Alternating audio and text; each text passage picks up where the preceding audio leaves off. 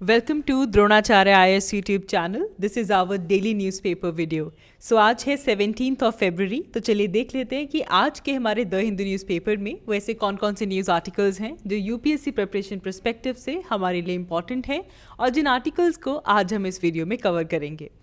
आज हम सबसे पहले बात करेंगे चाबाहार पोर्ट के बारे में। A very important Chabahar port. इसकी सिग्निफिकेंस इंडिया के लिए बहुत इंपॉर्टेंट है।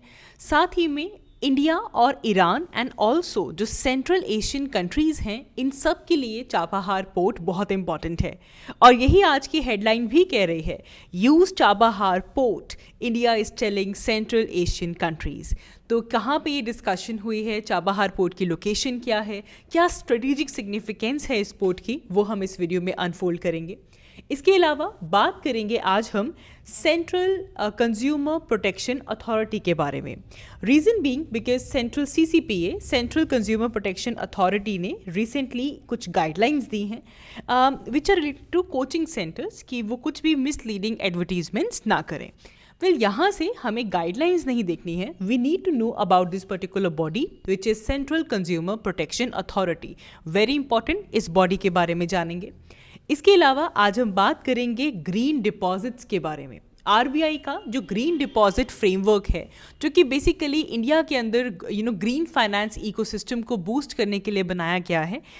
इसे लेकर एक न्यूज़ आई है कि येस, जो CRR है, आपकी जो कैश रिजर्व रेशियो है, वो ग्रीन डिपॉजिट्स के केस में लोअर डाउन की जाए, only just to promote the green deposits. तो क्या होते हैं ग्रीन डिपॉजिट्स, इसकी डिटेल्स हम यहाँ पे कवर करेंगे। और लास्टली आज एक और स्कीम की बात करेंगे विच इज़ योर प्रधानमंत्री गरीब कल्याण अन्न योजना, बिकॉज इसे लेकर इस फूड ग्रेन्स से जुड़ी हुई स्कीम के बारे में आज एक काफ़ी अच्छा आर्टिकल पेपर में आया है। तो आज ये कुछ आर्टिकल्स हैं जो हम इस वीडियो में डिस्कस करेंगे। So let's begin with it. तो चलिए सबसे पहले बात करते हैं चाबाहार पोर्ट के बारे में। देखिए, ये टॉपिक हमारा इंटरनेशनल रिलेशंस पर्सपेक्टिव से बहुत इंपॉर्टेंट है। जियोपॉलिटिकली चाबाहार पोर्ट काफ़ी सिग्निफिकेंट है एंड ये एक प्लेस इन न्यूज़ के तौर पे भी मैप बेस्ड क्वेश्चन भी आप यहाँ से एक्सपेक्ट कर सकते हैं। सबसे पहले आप ये देखिए कि चाबाहार पोर्ट है कहाँ पे, कौन सी कंट्री में लोकेटेड है Chabahar port. So Chabahar port is in Iran. ये ईरान की कोस्ट के ऊपर बनाया गया है। ये है गल्फ ऑफ ओमान, और गल्फ ऑफ ओमान के बिल्कुल नॉर्थ में आपको नज़र आएगा ईरान, और ईरान की इस पर्टिकुलर ओशनिक कोस्ट के पास है चाबाहार पोर्ट। याद रखिएगा, Chabahar port is Iran's only oceanic port. ये ईरान का इकलौता ओशनिक पोर्ट है, ठीक है। एंड ये जो प्रोविंस है, बेसिकली यहाँ से क्या क्या क्वेश्चंस बन सकते हैं। एक तो हमने ये देख लिया कि ईरान में लोकेटेड है, उसके अलावा ओनली ओशनिक पोर्ट है ईरान का, ये बात समझ में आ गई। कौन सी वाटर बॉडी है यहाँ पे, गल्फ ऑफ ओमान है। याद रखेंगे, ओमान में पोर्ट नहीं है, पोर्ट ईरान में है, लेकिन वाटर बॉडी का नाम है Gulf of Oman. Apart from this, Iran की इस कोस्ट को जहाँ पे चाबाहार पोर्ट लोकेटेड है, this particular coast is called as Makran coast. ये बात भी याद रखेंगे। These are few important points related to Chabahar, ठीक है। अब देखें, चाबाहार पोर्ट के अंदर दो मेन कंपोनेंट्स आते हैं, दो मेन पोर्ट्स आते हैं। यहाँ पे एक पोर्ट आता है जो कि है शहीद कलंतारी पोर्ट, और एक है शहीद बेहस्ती पोर्ट। जो शहीद कलंतारी पोर्ट है वो तो 1980s में ईरान में डेवलप हुआ था, लेकिन जो शहीद बेहस्ती पोर्ट है, ये ईरान ने इंडिया को ऑफर किया कि आप इस शहीद बेहस्ती पोर्ट को डेवलप कीजिए, and this offer was very well received by India. तो इसे लेकर 2016 में इंडिया और ईरान के बीच में एक एग्रीमेंट साइन होता है कि अगले 10 सालों में इंडिया शहीद बेहस्ती टर्मिनल को डेवलप करेगा, इस पोर्ट को डेवलप किया जाएगा, ठीक है जी। And long term agreement sign होता है, क्लॉजेज आते हैं, और इंडिया इस चाबाहार पोर्ट को, शहीद बेहस्ती पोर्ट को डेवलप करता है। अब ये इंपॉर्टेंट क्यों है? सबसे पहले तो क्या हो गया, ये पोर्ट किसने डेवलप किया है? इंडिया ने किया है। किसके लिए, कहाँ पे? ईरान के लिए। अब ये इंपॉर्टेंट इसलिए है क्योंकि यहाँ से इंडिया का जो एक्सेस है अफ़गानिस्तान की तरफ या फिर सेंट्रल एशिया की तरफ, उसको लेकर हमारे पास एक ऑल्टरनेटिव रूट आ गया है। वो कैसे, आप देखिए यहाँ पे, अगर हमें इंडिया से अफ़गानिस्तान जाना है तो वो हमें अगर लैंड रूट की बात करें तो जाना पड़ेगा वाया पाकिस्तान। आपको पता है कि पाकिस्तान के साथ हमारे जो रिश्ते हैं वो कभी नरम होते हैं कभी गर्म होते हैं। तो हम क्या चाहते हैं कि हमें पाकिस्तान के ऊपर जो हमारी डिपेंडेंसी है कि अगर हमें अफ़गानिस्तान जाना है तो हमें पाकिस्तान के रास्ते होते होते जाना पड़ता है, या फिर इवन अफ़गानिस्तान से अगर हमें सेंट्रल एशिया की तरफ जाना है तो भी अगर पाकिस्तान से होकर गुजरना है तो हम इसका एक ऑल्टरनेटिव ढूंढ रहे थे। अब ये ऑल्टरनेटिव कैसा है?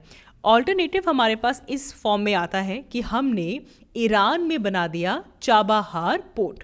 तो हम क्या करेंगे, इंडिया से हम कहाँ पहुँचेंगे? We will reach to Chabahar port. ठीक है, ये एक ऑल्टरनेटिव हो गया।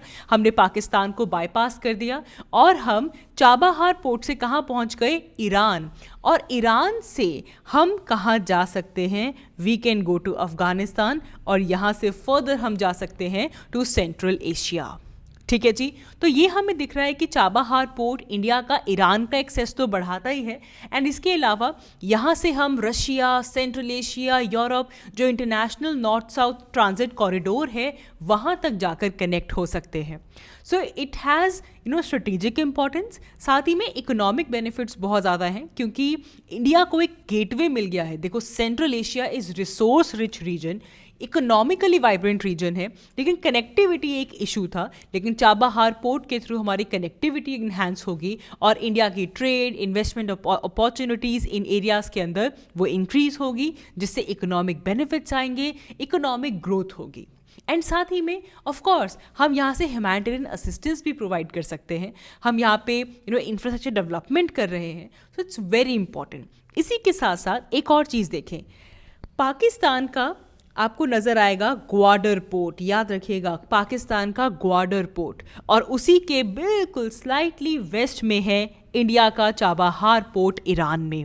तो इसकी स्ट्रेटेजिक इन्फ्लुएंस बहुत ज़्यादा है इंडियन ओशन रीजन में। ये इंडिया की जियोपॉलिटिकल पोजीशन को स्ट्रेंथन अप करता है।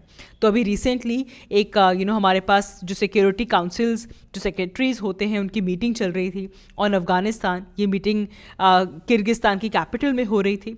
तो वहाँ पे हमारे एडवाइज़र ने, सिक्योरिटी एडवाइज़र ने कहा कि जो सेंट्रल एशियन कंट्रीज़ आए हुए थे कि आप सब चाबाहार पोर्ट को यूज़ कीजिए, जो शहीद बेहस्ती टर्मिनल जो डेवलप किया गया है इस पूरे एरिया को यूज़ कीजिए, जिससे कि जो कनेक्टिविटी है वो बढ़े और जो इसका एम है वो हम उसे रियलाइज़ कर पाएँ। तो ये कुछ चीज़ें इंपॉर्टेंट हैं आपके चाबाहार पोर्ट के बारे में। आगे बढ़ते हैं।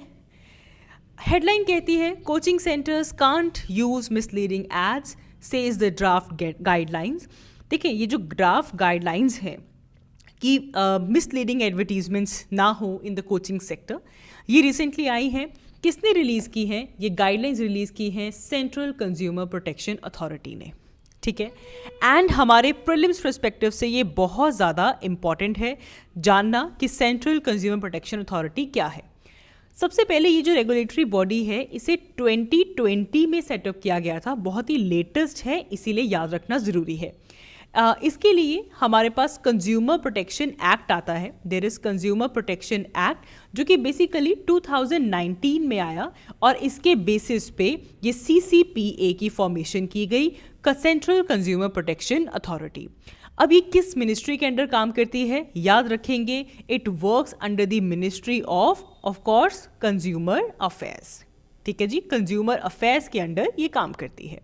अगर इसकी हम कॉम्पोजिशन देखने जाते हैं तो ऑफ कोर्स यहाँ पे एक आपको चीफ कमिश्नर मिल जाते हैं, and then there are also 2 other commissioners in this particular body जो इसके मेंबर्स हैं, जो कि बेसिकली क्या करते हैं, they deal with such matters जिसके अंदर कंज्यूमर प्रोटेक्शन से जो मैटर्स जो हैं वो जुड़े हुए हैं।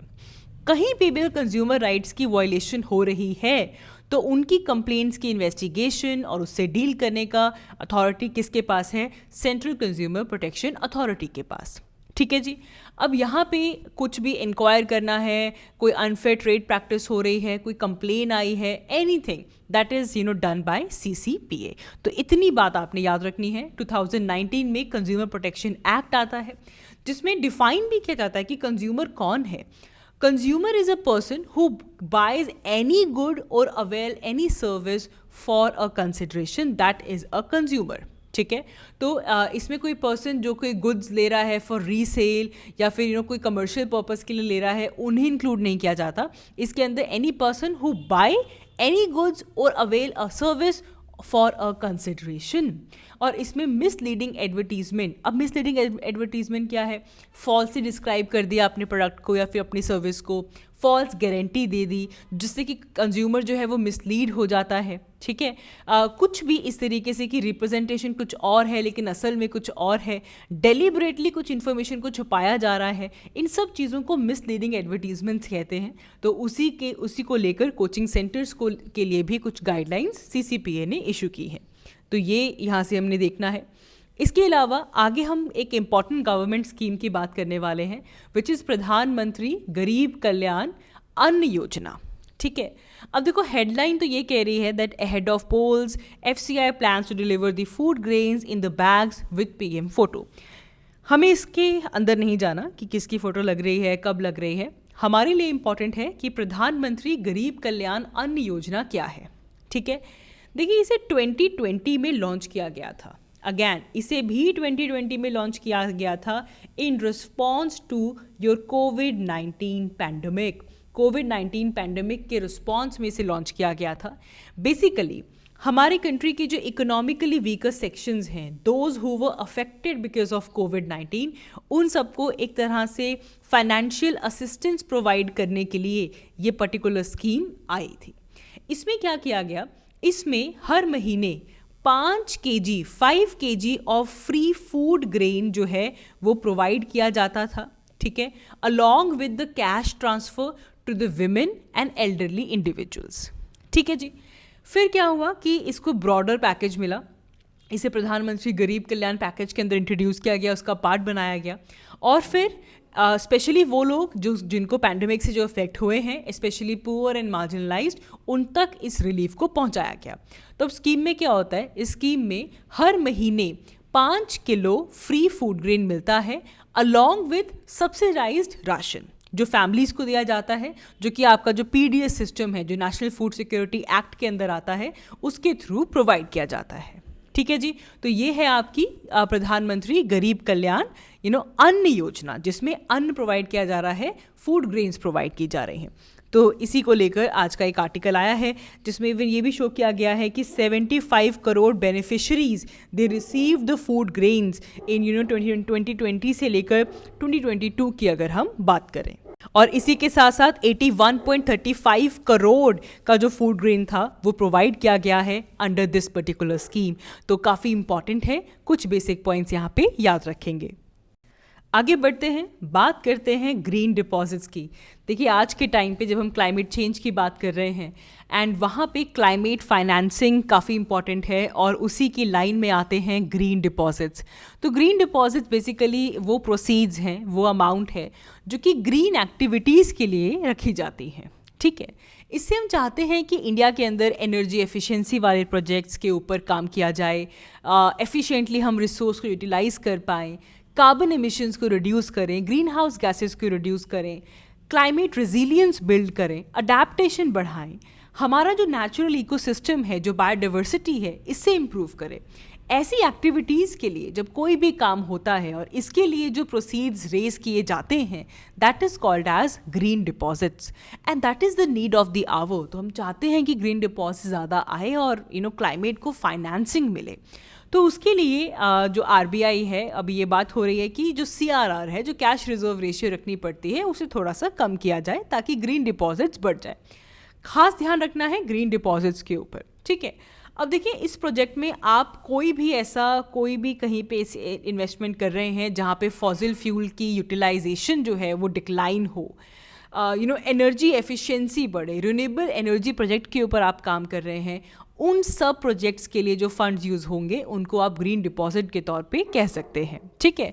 तो ये हमारे ग्रीन फाइनेंस इकोसिस्टम के लिए एक बहुत क्रिटिकल रोल प्ले करते हैं। ऐसे और बहुत सारी चीज़ें होती हैं, जैसे green bond, green loans, green insurance, green funds, हम यहाँ पे बात कर रहे हैं ग्रीन डिपॉजिट। तो ये सब क्या है? ये सब का एक ही एम है कि जो environmentally friendly, environmentally sustainable projects जो हैं वहाँ पे इन्वेस्टमेंट की जाए, उसे इनकरेज किया जाए।